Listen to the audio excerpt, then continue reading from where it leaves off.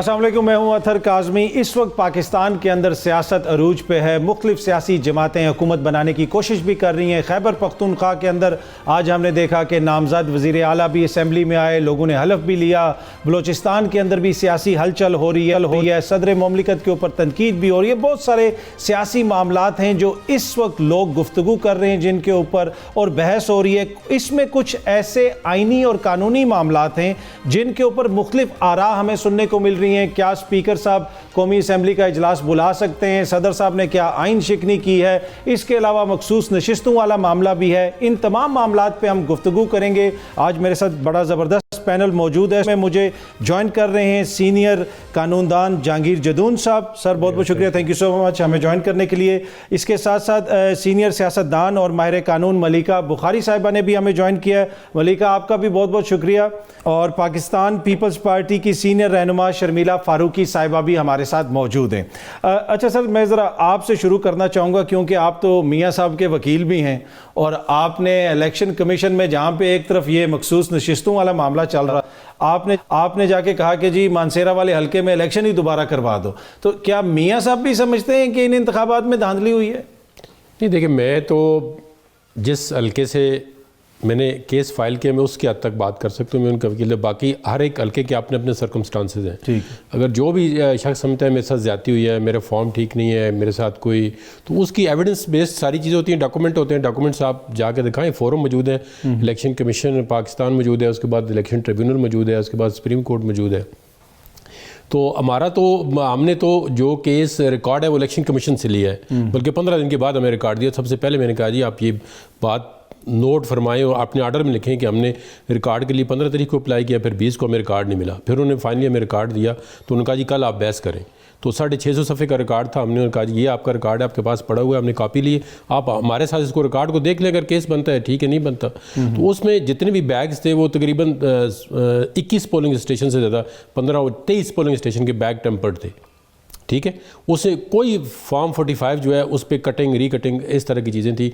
सारे फॉर्म जो 45 थे उसके अंदर टेम्परिंग हुई थी। हमें कहा इस तरह का जो रिज़ल्ट आ रहा है तो वो मटेरियली इफेक्ट करता है पूरे इलेक्शन को। तो फिर हमने सेटेलरी का भी बताया जी इसके फॉर्म 45 असल में ये है कि जो इलेक्शन रूल्स हैं और एक्ट है उसके मुताबिक मेरे हाल में इलेक्शन कराना ही बहुत मुश्किल है इलेक्शन कमीशन के लिए, क्योंकि जो आप स्टैंडर्ड स्टाफ नीचे भेजते हैं ना, प्राइमरी स्कूल का टीचर, कोई हेल्थ का इधर से पकड़ लिया, कोई उधर से पकड़ लिया, उनकी ट्रेनिंग ही नहीं होती कि अब फॉर्म 45 के अंदर जो उसको प्रॉपरली फिल करें ना, तो वो बहुत मुश्किल है। कि अगर आप किसी बंदे ने रिफ्यूज़ कर दिया है इलेक्शन एजेंट जी की मेज़ पे साइन नहीं करता या वो खामोश बैठा रहा है, तो उस प्रिजाइडिंग ऑफिसर नीचे लिखना है कि जी इसने साइन नहीं किए। या मियाँ साहब के क्या वोट काउंट नहीं हुए, उनको वोट कम पड़े या उनके खिलाफ धांधली हुई? मतलब असल आपका ये है कि टेम्परिंग हुई है, रिकॉर्ड में हमारा ये था कि हमें एक तो जो काला डाका है ना तोड़कर जिसको कहते हैं, वहाँ पे कनेक्टिविटी वैसे अगर हो भी तो नहीं होती, क्योंकि इतना रिमोट एरिया है वहाँ पे। तो वैसे इन्होंने तो सर्विस वैसे ही बंद कर दी। सर्विस वैसे ही बंद की थी। कोई जो है उन्होंने, हमने कहा जी लॉ ये कहता है कि अगर कनेक्टिविटी कोई नहीं है तो फिजिकली जो रिजल्ट आएगा बंदा प्रिजाइडिंग ऑफिसर उसको देख के फॉर्म 47 बनेगा। तो हमारा जो फिजिकली रिजल्ट था वो उससे पहले उन्होंने रिजल्ट बना के भेज दिया। कनेक्टिविटी कोई नहीं, ये वो भी मानते हैं, ये सारा दुनिया पाकिस्तान मानती है कि कनेक्टिविटी। तो मियां साहब को वहां पे हरवाया गया, ये आप लोगों का मौक़िफ़ नहीं है? अब मतलब ये हम तो यही केस है कि हमें ये जो फेयर जो है वो नहीं दिया गया, मतलब जो रिजल्ट था। या अगर हमारा कागजात देख लें, हमने अपने पास से कोई कागज़ नहीं देखा गया। हमने कहा जी हमारे पास ये फॉर्म 45 है, आपके पास वो है तो इनको टैली कर लें, ये नहीं। हमने कहा जो आपके पास अपना रिकॉर्ड है उसके मुताबिक हमारा फैसला। अच्छा, ये आपकी बातें सुन के तो मुझे लग रहा है कि शोएब शाहीन साहब की रूह बोल रही है। वो भी इसी किस्म का, उनके पास अपने फॉर्म है, उनके पास भी इसी किस्म के फॉर्म है ना। वो हमने कहा हमारे पास कोई फॉर्म नहीं। तो फिर तो आप लोगों का मुकदमा तो साझा है, एक दूसरे की मदद करनी चाहिए आप लोगों। मैं कहता हूँ ना, देखें, मैं तो ये नहीं कहता हूँ कि जिन लोगों के सर्कमस्टांसेस फैक्ट्स हमारे साथ मिलते हैं जी, हमने नहीं कहा जी हमारे पास ये फॉर्म 45 है और दूसरा बंदा फॉर्म 45 ले आए। हमने कहा जी जो आपके पास रिकॉर्ड मौजूद है इलेक्शन कमीशन के पास, ठीक है, उसको टैली कर लें, उसको देखें, उसके अंदर अगर ठीक है तो रिजल्ट ठीक है, अगर गलत है तो रिजल्ट गलत है। तो वो उन्होंने हमारी बात फिर नहीं मानी। अब आप अपील करेंगे, हाई कोर्ट में जाएंगे? डेफिनेटली वो डिटेल रीजन आएगी तो पता चलेगा कि इसमें क्या रीजन। अच्छा मलिका साहिबा, اس وقت جو انتخابات کی صورتحال ہے آپ کو پتہ ہے، اس کے بعد مختلف قسم کے الزامات وغیرہ بھی لگتے رہے، پاکستان تحریک انصاف بھی الزام لگا رہی ہے، دیگر جماعتیں بھی الزام لگا رہی ہیں. یہاں پہ یہ ایک بڑی اہم اگزامپل ہمارے سامنے موجود ہے کہ سابق وزیر اعظم میاں نواز شریف صاحب، ان کے بھی تحفظات ہیں. تو اس سارے عمل کو پھر آپ کس طرح دیکھتی ہیں؟ کوئی ایک جماعت اگر یہ کلیم کرتی ہے کہ جی صرف ہمیں ٹارگٹ کیا، نہیں، یہاں پہ تو اوور آل ہر کوئی یہ کہہ رہا ہے کہ جناب ہمارا یہ ہوا، ہمارے ساتھ یہ ہوا. مولانا بھی تحفظات کا اظہار کر رہے ہیں، ادھر سندھ میں جی ڈی اے بھی کہہ رہی ہے. تو آپ کیا سمجھتی ہیں کہ یہ اوور آل جو پروسیس تھا اس میں ہر کسی کو نقصان ہوا سیاسی طور پہ؟ بہت شکریہ عطر. دیکھیں، سب سے پہلی بات تو یہ کہ پاکستان کی تاریخ کے اندر 2024 کے الیکشن اہم ترین جو اہمیت ہے اس کے حامل تھے. پاکستان کی عوام نے بڑی تعداد کے اندر اپنا جو ووٹ کا حق ہے، اپنا قومی فریضہ ہے، اس کو ادا کیا. اور پاکستان کی عوام مجموعی طور پر خصوصاً نوجوان اور خواتین اپنے عوامی نمائندوں کا شفاف طریقے سے ان کا انتخاب کرنا چاہتے تھے. لیکن میری رائے یہ ہے ایز اے قانون دان اور ایک سابق رکن قومی اسمبلی کہ الیکشن کمیشن، جس کے پاس یہ آئینی ذمہ داری تھی کہ پاکستان کی عوام کے ووٹ کا جو تقدس ہے اس کو بحال کرے، اس کو بلند کرے، اپنے آئینی اور قومی فریضے کو ادا کرے. الیکشن کمیشن آف پاکستان، خصوصاً الیکشن کمشنر صاحب، اپنے اس آئینی فریضے کو ادا کرنے پر مکمل طور پر ناکام ہو گئے ہیں. جیتنے والا جو ہے، جو پارٹی کہتی ہے کہ اکثریت کی جماعت ہے، ہمارے پاس یہ تعداد ہے کہ ہم اپنے سیاسی حریفوں کے ساتھ مل کر حکومت بنا لیں، وہ بھی کہتی ہے کہ ہمارے ساتھ دھاندلی ہوئی. پاکستان کی سب سے بڑی جمہوری جماعت کہتی ہے کہ فارم 47 کی حکومت بنائی جا رہی ہے. پاکستان کی عوام کہتے ہیں کہ ہم نے جس کو ووٹ ڈالا اس کا انتخاب نہیں ہوا. خواتین کہتی ہیں سب سے بڑی جمہوری جماعت کی کہ ہماری قومی اسمبلی کے اندر نمائندگی کو ہم سے چھینا جا رہا ہے. تو یہ کیسے الیکشن ہے جس کے اندر ساری جماعتیں الیکشن کے جو رزلٹ ہے اس کو مانتی نہیں ہیں، اس کے پر تحفظات کا اظہار کرتی ہیں. حالیہ مصطفیٰ کمال صاحب کی ایک ویڈیو منظر عام پر آئی ہے جس کو انہوں نے اون کیا ہے، کہا ہے کہ یہ میری آڈیو لیک ہے. اور اس کے اندر کیا کہتے ہیں کہ پیپلز پارٹی اور پی ایم ایل این ہمیں کہہ رہے ہیں کہ آپ کی سیٹیں 100% جعلی ہیں، تو ہم نے آپ کو کہا کہ آپ کی 200% جعلی ہیں. یعنی کہ جو حکومت بنانا چاہتے ہیں ان کو بھی اپنے مینڈیٹ کے اوپر اعتبار نہیں ہے. تو پاکستان کی عوام، آپ بتائیے کہ وہ کہاں جائیں؟ جنہوں نے جمہوریت کو مضبوط ہوتے ہوئے دیکھنا تھا وہ عوام تو سراپا احتجاج رہے گا. ان انتخابات جو ہیں یہ پاکستان کی جمہوریت کے اوپر ایک کالا داغ ہے. 2024 کے انتخابات آئین شکنی اور جمہوریت کی جو نفی ہے وہ اس سے مماثلت دیتے ہیں. بہت ہی افسوسناک بات ہے کہ آج 2024 میں ہم یہ چیزیں دیکھ رہے ہیں جبکہ ہمیں جمہوریت کی مضبوطی اور آئین کی بالادستی کو دیکھنا چاہیے تھا. اچھا شرمیلا صاحبہ، یہاں پہ ابھی ایم کیو ایم کا بھی ذکر ہوا، انہوں نے پیپلز پارٹی کے حوالے سے تحفظات کا اظہار کیا، جی ڈی اے بھی وہاں پہ احتجاج وغیرہ کرتی رہی ہے. اب لگتا ایسے ہے کہ اس نظام کے اندر کہیں نہ کہیں کچھ نہ کچھ مسئلہ ہے. اب اس میں کیسے بہتری لائی جا سکتی ہے؟ یہ تو نہیں ہو سکتا کہ اگر سب لوگ ہی نظام کے اوپر انگلیاں اٹھا رہے ہیں تو پھر تو نظام میں بہتری کی گنجائش ہے نا. اس نظام کو ہم کیسے بہتر کر سکتے ہیں؟ جی بالکل، دیکھیے نظام میں تو بہتری کی گنجائش ہے. We need to keep working on electoral reform. اس ملک میں کبھی بھی کوئی بھی الیکشن ایسا نہیں ہوا ہے جس کو ہم یہ کہہ سکیں کہ یہ شفاف اور منصفانہ اور آزاد الیکشن تھا. 2018 کے الیکشن اگر آپ دیکھیں تو آر ٹی ایس کا الیکشن ہو گیا، 2013 کا آر او کا الیکشن ہو گیا، اس سے پہلے آئی جی آئی بنی، پیپلز پارٹی پیٹریوٹ بنی. تو یہ اس ملک میں انفارچونیٹلی ہوتا رہا ہے.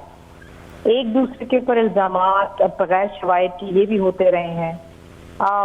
پی ٹی آئی یہ کہتی ہے کہ جی پورے پاکستان میں دھاندلی ہوئی ہے، ماں سوا کے کی جہاں پر وہ جیت گئے ہیں. مولانا صاحب کہتے ہیں کہ کے پی کے میں دھاندلی ہوئی ہے، ہم کہتے ہیں پنجاب میں ہوئی ہے. جس کے پاس جو شواہد ہے they have to follow the legal process، اور کوئی اس کا حل نہیں ہے. مزید پارلیمنٹ کے اندر بیٹھیں، مزید اسٹرنجنٹ قانون سازی کریں، ایسے اقدامات اٹھائیں، ایسی قانون سازی کریں، اس سے امپلیمنٹ کروائیں کہ جو مزید الیکشن ریفارم کو مضبوط بنائیں. کوئی تو دن ایسا پاکستان میں آئے گا نا جب ہم یہ کہہ سکیں گے کہ یہ الیکشن جو ہے یہ صاف اور شفاف ہوا ہے.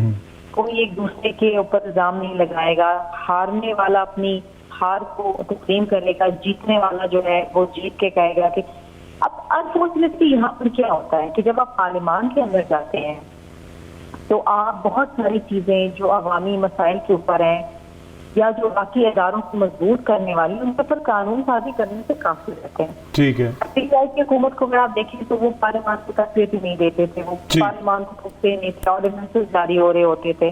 That is not how the parliament is done. بات یہ ہے کہ آپ کو معاملات اور حالات جو اس وقت پاکستان کے اندر ہے کسی سے ڈھکے چھپے نہیں ہیں. ٹھیک ہے. They are not exemplary. لیکن ہم اسی سسٹم میں رہ کے سسٹم کو بہتر کر رہے ہیں. سسٹم سے باہر رہ کے تو کسی کا مسئلہ حل نہیں ہوگا. ٹھیک. اچھا, جو ایم کیو ایم کے حوالے سے آپ لوگوں نے تحفظات کا اظہار کیا ہے, وہ آڈیو بھی سامنے آئی ہے جس میں یہ کہا جا رہا ہے کہ جی اس کا 60% مینڈیٹ چوری کا ہے, اس کا 100% چوری کا ہے, اس کا 300% چوری کا ہے. تو یہ ایسے حالات میں جب آپ ایک دوسرے کے مینڈیٹ کو ہی نہیں مان رہے تو پھر مل کے حکومت کیسے بنائیں گے سب لوگ؟ دیکھیں, ہم اب بھی اس بات پر یقین رکھتے ہیں کہ کراچی میں ہم زیادہ سیٹیں ہم نکال سکتے تھے, نکال رہے ہیں. اور بڑے مزے کی بات یہ ہے کہ پی ٹی آئی کہتی ہے کہ وہ تو کہتے ہیں کہ جی ہم ساری کی ساری سیٹیں ہماری ہیں, ہم تو کسی کو معافی نہیں کر رہے. لیکن ہم یہ کہتے ہیں کہ ایم کیو ایم وہ جماعت ہے جس نے بلدیاتی انتخابات میں بھی بائیکاٹ کیا کیونکہ وہ سمجھتے تھے وہ ہار جائیں گے. تو یہاں پر اس وقت کہتی ہے سویپ کر گئے کراچی. ٹوٹ پہ لیڈ تھی ہماری سیٹیں. اچھا, وہ جو ایک حلقہ ہے مصطفیٰ کمال والا, آئی تھنک یعنی 243 ہے, وہ تو بڑے یعنی 241 I don't remember the exact. ٹھیک ہے. اس میں وہ ویڈیوز ہیں ہمارے پاس جس کے اندر مصطفیٰ کمال جو ہیں وہ دبے بھر رہے ہیں اور جا رہے ہیں پولنگ اسٹیشن سے. اب ہم تو دیکھیں نا یہ تمام چیزیں لے کے عدالت کے آگے پہنچے ہیں. ٹھیک ہے. یہ پی ٹی آئی کو بھی کرنا ہے. دس از دا اونلی وے فارورڈ. ٹھیک ہے. دیر از ناٹ اے وے. یہ بڑی امپورٹنٹ بات کی ہے ڈاکٹر صاحبہ نے کہ اونلی وے فارورڈ جو ہے. ٹھیک ہے شرمیلا, میں آپ کے پاس واپس آتا ہوں. جدون صاحب, یہ جو ڈاکٹر صاحبہ نے فرمایا کہ اونلی وے فارورڈ ہے کہ آپ کو سسٹم کے اندر رہ کے کام کرنا پڑے گا, عدالتوں کی طرف جانا پڑے گا. اب ہم نے دیکھا کہ صدر صاحب نے اجلاس نہیں بلایا, اسپیکر صاحب نے اجلاس بلا لیا ہے. کیا عبوری اسپیکر جو ہے وہ آئین کے مطابق اجلاس بلا سکتا ہے؟ دیکھیں نا, ان کی بات ایک تو ٹھیک ہے کہ جو آپ کے پاس فورم موجود ہوتے ہیں انہیں پہ جاتے ہیں نا آپ. اب آپ کسی پہ اللہ بول کے دعویٰ بول کے تو مسئلے حل نہیں ہوتے. زیادتی تو ہر بندے کے ساتھ ہوئی ہے. جیلوں کے اندر بے گناہ لوگ پتہ نہیں کتنی پڑے ہوں گے.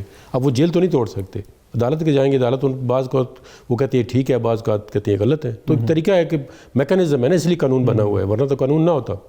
اب جہاں تک صدر کا کام ہے, دیکھیں صدر پاکستان کے صدر ہیں, وہ کسی کی پولیٹیکل پارٹی کے پریزیڈنٹ نہیں ہیں. اور ان کو ایسا کنڈکٹ, چاہے وہ صدر ہو چاہے گورنر ہو, وہ فیڈریشن کا نمائندہ ہوتا ہے. وہ تمام پولیٹیکل پارٹی پورے پاکستان کا صدر ہوتا ہے. لیکن اگر صدر مملکت اس چیز کا انتظار کر رہے ہیں جی کہ وہ چیزیں ڈیسائیڈ ہوں گی سیٹیں تو تب میں بلاؤں گا, تو اس کا مطلب ہے وہ پی ٹی آئی کی ان سیٹوں کا انتظار کر رہے ہیں جو ان کو نہیں کرنا چاہیے. جو آرٹیکل 91(2) ہے وہ کلیئر ہے. اس میں لکھا ہے کہ اسمبلی شیل میٹ. اس میں پریزیڈنٹ کا نیچے لائن میں ذکر ہے کہ اگر اس سے سونر پہلے بلانا چاہتا ہے تو پریزیڈنٹ بلا سکتا ہے. تو اسمبلی شیل میٹ, اس میں یہ نہیں لکھا ہوا کہ اگر پریزیڈنٹ نہیں بلائے گا تو اسمبلی کس طرح. دیکھیں نا, اگر مثال کے طور پہ 10-15 بندے ہیں کسی بھی پارٹی کے, وہ کہتے ہیں جی ہم نہیں جاتے ہاؤس میں, ہم نہیں اوتھ لیتے, تو کیا اجلاس نہیں ہوگا پھر؟ یا 50 بندہ کہتا ہے جی ہم نہیں جاتے ہاؤس میں. نہیں, پر نوٹیفیکیشن تو ہو گیا نا ان بندوں کو. یہاں پہ تو ایشو یہ ہے نا کہ وہ نوٹیفیکیشن نہیں ہو رہا نا اب تک. تو نہیں, ہاؤس کمپلیٹ ہونے کی بات ہے نا.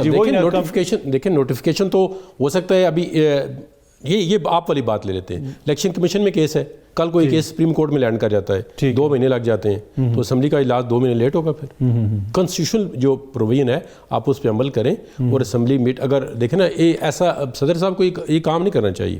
ٹھیک ہے, اب میں نہیں کہتا کہ ان پہ آرٹیکل 6 لگا دیں, وہ نہیں مطلب ہے. خواجہ آصف صاحب نے تو کہا ابھی میں ملکہ صاحبہ سے پوچھتا ہوں خواجہ آصف, لیکن جو ان کا کانڈکٹ ہے نا وہ ایز اے پریزیڈنٹ ہونا چاہیے. ٹھیک ہے, تو مطلب 21 روز کے اندر اجلاس نہ بلا کے وہ آرٹیکل آئین شکنی, مطلب آئین کی وائلیشن, مطلب ایک پروویژن کی وائلیشن کو ان کو بلانا چاہیے تھا. ٹھیک ہے, اب آئین شکنی, آئین کو ایبروگیٹ کرنا, یہ تو ٹیکنیکل ورڈ ہے, اس سے بحث ہو سکتی ہے. اچھا ملکہ صاحبہ, آج خواجہ آصف صاحب نے بھی یہ فرمایا کہ صدر صاحب کے اوپر مقدمہ چلنا چاہیے آرٹیکل 6 کے تحت, کیونکہ وہ اجلاس نہیں بلا رہے.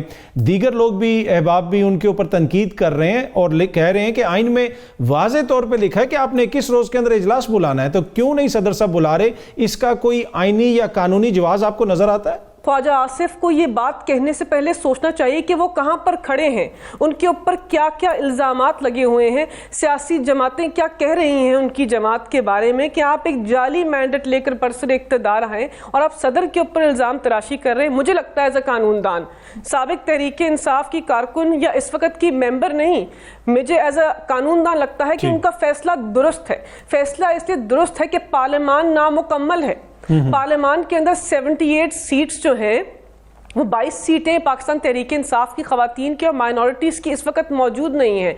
तो एक नामुकम्मल पार्लियामान में गैर आइनी तौर पर ज़ोर ज़बरदस्ती से पाकिस्तान के अंदर वफाक की अलामत सदर को आप मजबूर नहीं कर सकते कि वो पार्लियामान के सेशन को बुलाएं। ये माइट इज़ राइट वाला जो कॉन्सेप्ट है ना कि मैं ताकतवर हूँ, मेरे पास ताकत है, मैं ताकत का सरचश्मा हूँ, दरअसल इसलिए जो मैं कहता हूँ आइनी तौर पर वो दुरुस्त है। ये आपकी जो इंटरप्रिटेशन है, जिस से आप देखते हैं वो गलत है।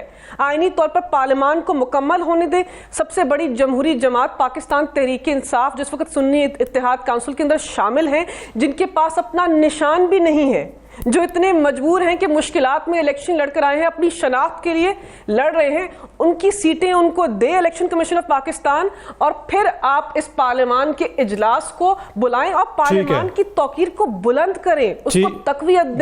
ठीक है मलिका, मैं कमजोर ना करें, अवामी नुमाइंदे पार्लियामान को मजबूत करें। मैं इस पे जरा डॉक्टर शर्मिला फारूकी साहबा की टेक भी लूंगा और जदून साहब भी शायद कुछ ऐड करना चाह रहे हैं, लेकिन वक्त तो एक छोटी सी ब्रेक का आएंगे तो गुफ्तगू के सिलसिले को आगे बढ़ाएंगे।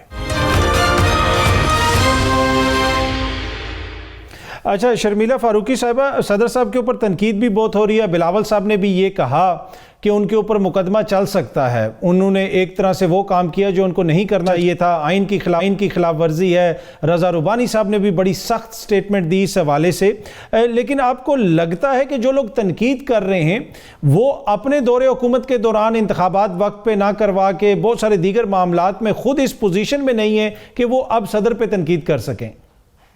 नहीं जी, देखिए, two wrongs do not make a right.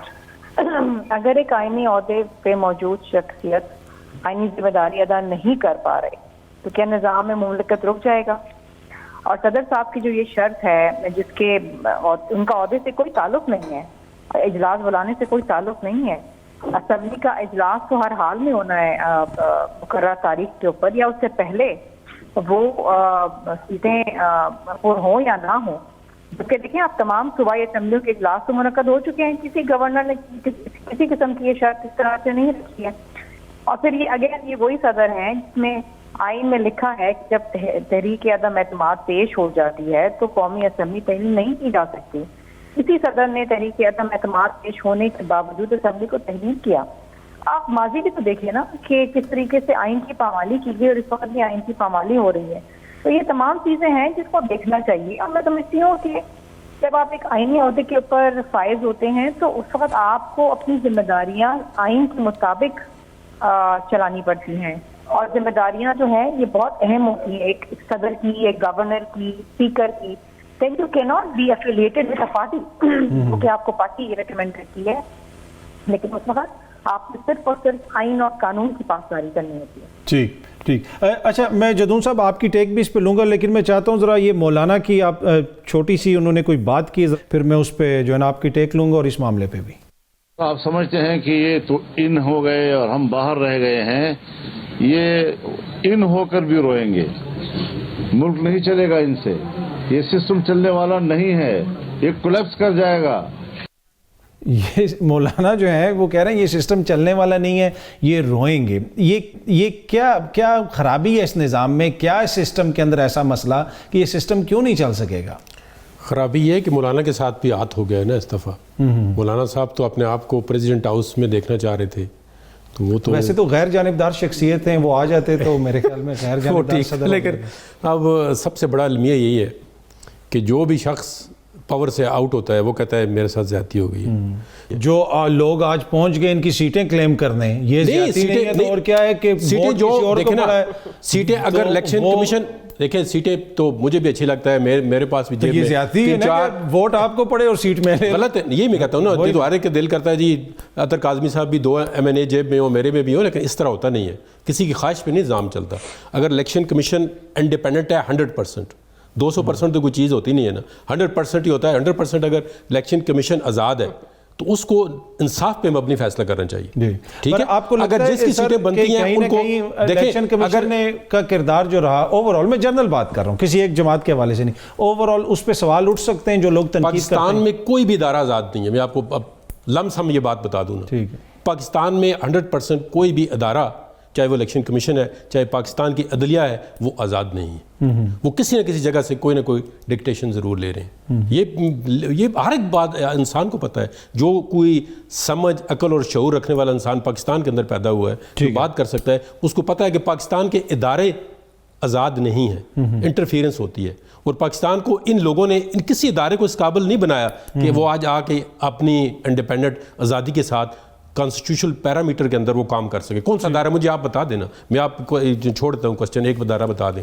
نہیں, یہ تو دیکھیں نا, جنہوں نے آ کے آئین کے اندر ترامیم کرنی ہے, قانون سازی کرنی ہے, یہ تو امپلیمنٹیشن نہیں ہے. آپ بے شک 100 ترمیم کر لیں, الیکٹورل ریفارمز کر لیں, امپلیمنٹ کون کرے گا ان کو؟ مسئلہ یہ ہے کہ حکومت کے اندر ہوتے ہوئے کسی کو کوئی چیز بری نہیں لگتی. حکومت پاور میں ہوتے ہیں نا, پاور میں ہوتے ہیں, جب پاور سے آؤٹ ہوتے ہیں وہ ساری. اب 2018 میں کیا تھا, الیکشن کیا ریگ نہیں ہوا تھا وہاں پہ؟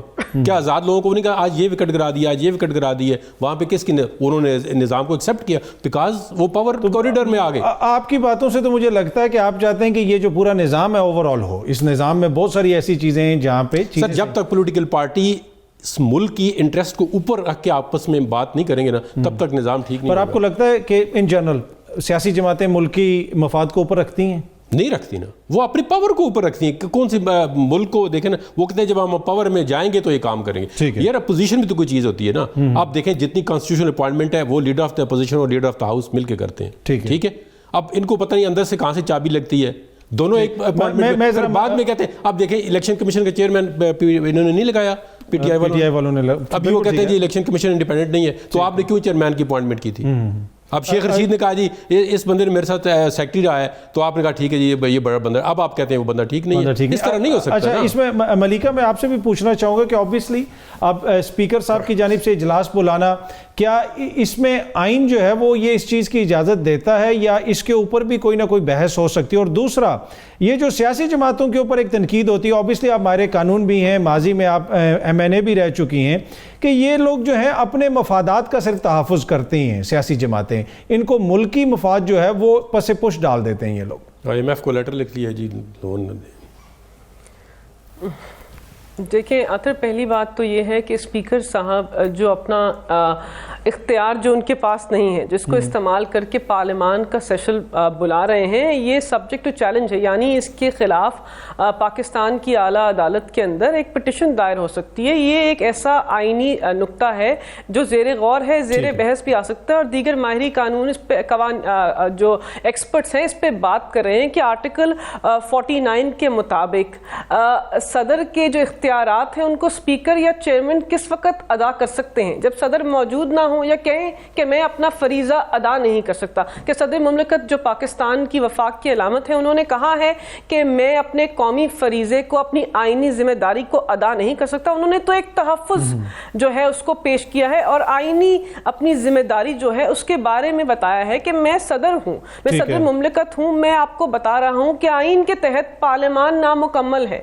نامکمل پارلیمان کا اجلاس بلانا ان کی دانش میں ایز صدر مملکت درست نہیں ہے. تو اگر اسپیکر صاحب آئین کی خلاف ورزی کرتے ہوئے ان اختیارات کا استعمال کریں گے جو ان کے پاس موجود نہیں ہے, تو پھر یہ ایک اور آئینی اور قانونی بحران پاکستان کے اندر کھڑا ہو جائے گا. اور جس پارلیمان کی بنیاد اس وقت بہت کمزور ہے, جو پارلیمان کمزور نظر آ رہی ہے, جس کے پاس تقویت نہیں ہے, جس کے اوپر سوالیہ نشان ہے, دھاندلی کے الزامات ہیں, اگر اس کا پہلا سیشن جو سب سے اہم ہوتا ہے, اگر پہلا سیشن ہی غیر آئینی تصور کیا گیا, تو آپ سوچیں کہ اس پارلیمان کو آگے بڑھانا آئینی طور پر کتنا مشکل ہوگا. تو مجھے نہیں لگتا ان کو یہ اختیار استعمال کرنا چاہیے. دوسری بات یہ کہ کیا سیاستدان جو ہیں وہ سیلفش ہوتے ہیں اور صرف اپنے مفادات کو فوقیت دیتے ہیں.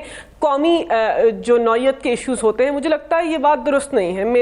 میرا بہت چھوٹا پارلیمانی کریئر تھا اور میں نے اپنے سیاسی کریئر میں بہت سارے ایسے لیڈروں کو دیکھا ہے، ایسے بہت سارے سیاستدانوں کو دیکھا ہے جنہوں نے پارلیمان کو تقویت دینے کی کوشش کی ہے، جنہوں نے پاکستان کی عوام کے لیے قانون سازی کی ہے، پاکستان کی عوام کے حقوق کو تحفظ دینے کی کوشش کی۔ ہر جگہ ایسے لوگ ہوتے ہیں جو نظام کو اپنے لیے استعمال کرتے ہیں، لیکن مجموعی طور پر سیاستدان اپنے ملک کو کمزور نہیں کرنا چاہتا۔ وہ عوامی نمائندے ہیں، پارلیمان کو مضبوط کرنے کے لیے، عوام کی نمائندگی کرنے کے لیے آتے ہیں۔ تو میں جدون صاحب کی اس بات سے بالکل بھی اتفاق نہیں کرتی، لیکن ہاں بہت سارے لوگ ہیں جو پاور پالیٹکس کرتے ہیں، لیکن ہر کوئی پاور پالیٹکس نہیں کرتا۔ یہ ایک براڈ برش اپروچ سے آپ ساروں کو نہیں دیکھ سکتے۔ ٹھیک ہے، میں شرمیلا صاحبہ کی طرف بھی آتا ہوں۔ وقت ہوا ایک چھوٹی سی بریک کا، بریک سے واپس آئیں گے تو گفتگو کو آگے بڑھائیں گے۔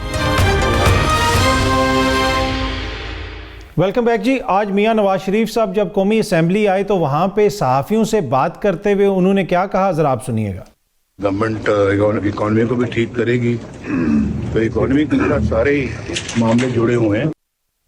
ملیکہ صاحبہ، آپ نے سنا کہ میاں نواز شریف صاحب نے بھی کہا کہ اکانومی جو ہے اس کو ٹھیک کرنے کی ضرورت ہے۔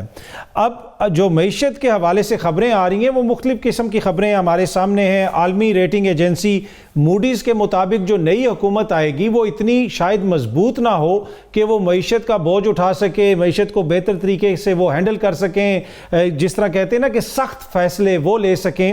تو اس وقت ضروری نہیں ہے کہ تمام جماعتیں کم از کم معیشت کے معاملے کے اوپر کوئی نہ کوئی ایک طرح سے اتفاق کر لیں اور ایک موقف لیں؟ دیکھیں اطہر، پہلی بات تو یہ کہ یہ موقف تو بہت دفعہ دہرایا گیا ہے، اور کہ پاکستان کی جو سیاسی استحکام ہے اور معاشی استحکام وہ دونوں آپس میں جڑے ہوئے ہیں۔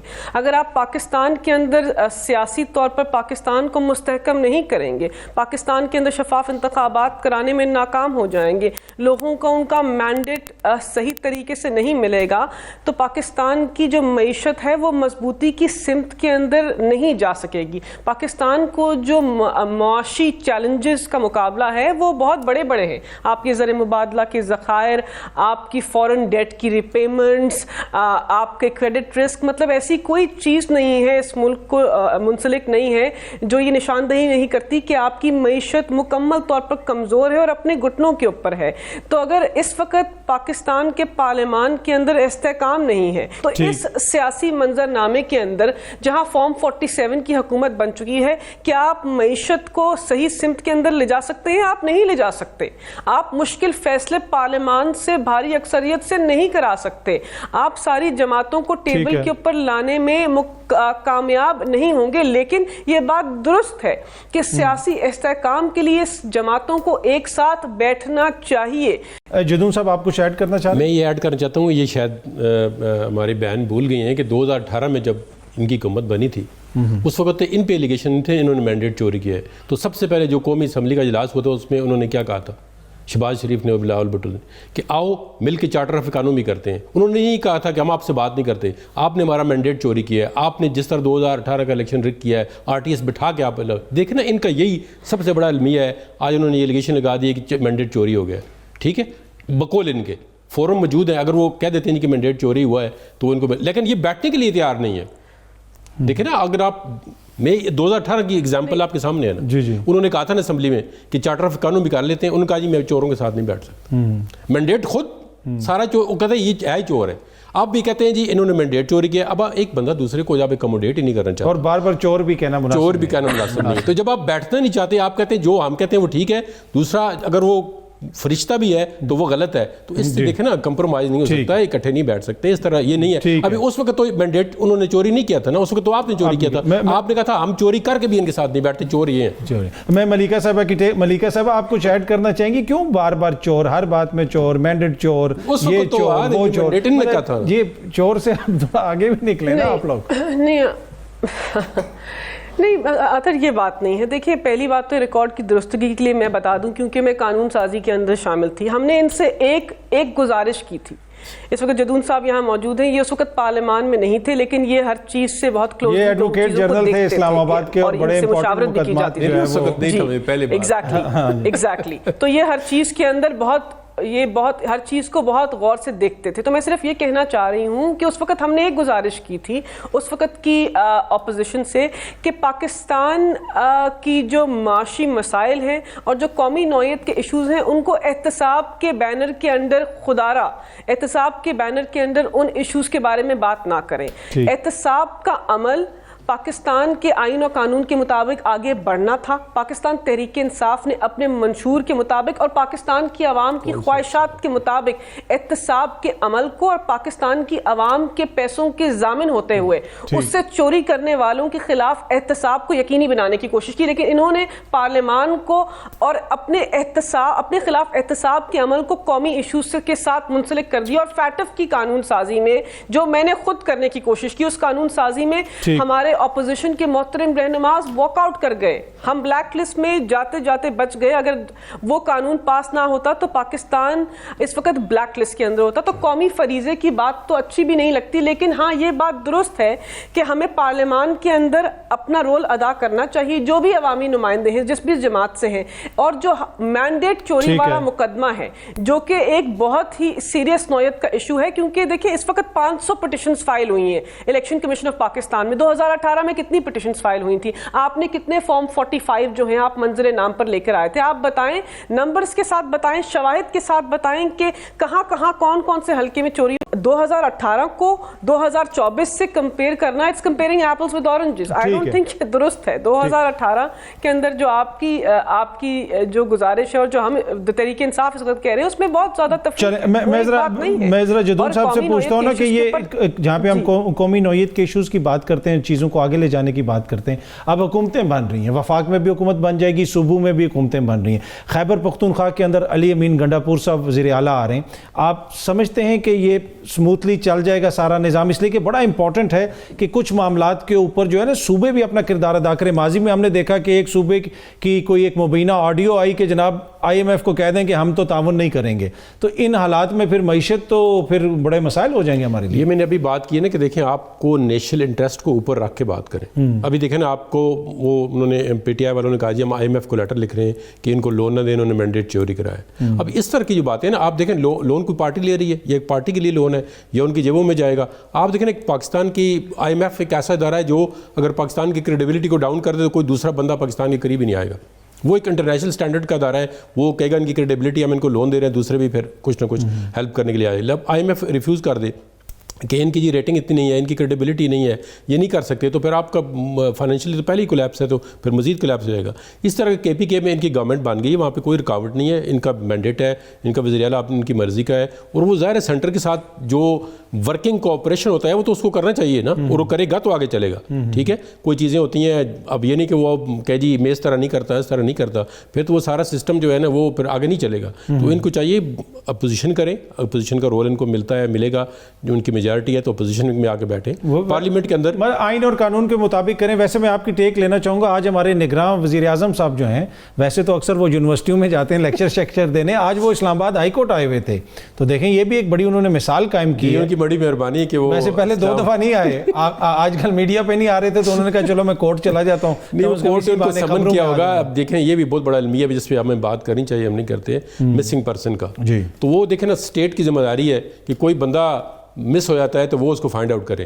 تو اگر اسٹیٹ پہ یہ ایلیگیشن لگ جائے تو اس سے بڑا میرے خیال میں المیہ اور اس سے بڑا جو ہے ایلیگیشن کوئی نہیں سکتی کہ اسٹیٹ اپنے بندوں کو خود غائب. پر اوور آل اس کو آپ پازیٹیو جیسچر دیکھ رہے ہیں, پازیٹیو دیکھ رہے ہیں, چاہے وہ وزیر اعظم ہو, چاہے وہ صدر ہو, آئین اور قانون کے تمام پابند ہیں اور ایکل سٹیزن ہیں تمام. وہی نا 90 روز کے لیے آئے تھے, 6 مہینے رہے, تو اپنے آپ کو مصروف بھی انہوں نے رکھنا تھا, تو آج عدالت نے بھی ان کو بلا لیا. پر اینی وے آپ نے گفتگو سنی, بڑا امپورٹنٹ ہے کہ کچھ معاملات ایسے ہیں جس پہ سب کا ہونا چاہیے, اور کوئی یہ نہیں کہہ رہا کہ آپ اپنے نظریات سے پیچھے ہٹ جائیں, آپ اپنا جو سیاسی مفاد ہے اس کو بالکل پیچھے کر دیں. نہیں, آپ صرف اتنا کریں کہ جہاں پہ پاکستان کا مفاد ہے اس کو آگے رکھ لیں. آپ اپنی سیاست بھی کریں, اپنی حلقے کی سیاست بھی کریں, سب کچھ کریں, لیکن جیسے پاکستان کی معیشت ہو گئی, پاکستان کا دفاع ہو گیا, یہ وہ چیزیں ہیں جن کے اوپر ہم سب کا ایک ہی موقف ہونا چاہیے. میں اکثر یہ کہتا ہوں کہ پاکستان مضبوط ہوگا تو میری صحافت مضبوط ہوگی, کسی کی سیاست مضبوط ہوگی, کسی کی وکالت مضبوط ہوگی, تو ہم سب نے مل کے اس پاکستان کو مضبوط کرنا ہے اور اپنا حصہ ڈالنا ہے. کل اگین آپ لوگوں سے اسی ٹائم پہ ملاقات ہوگی. Thank you very much.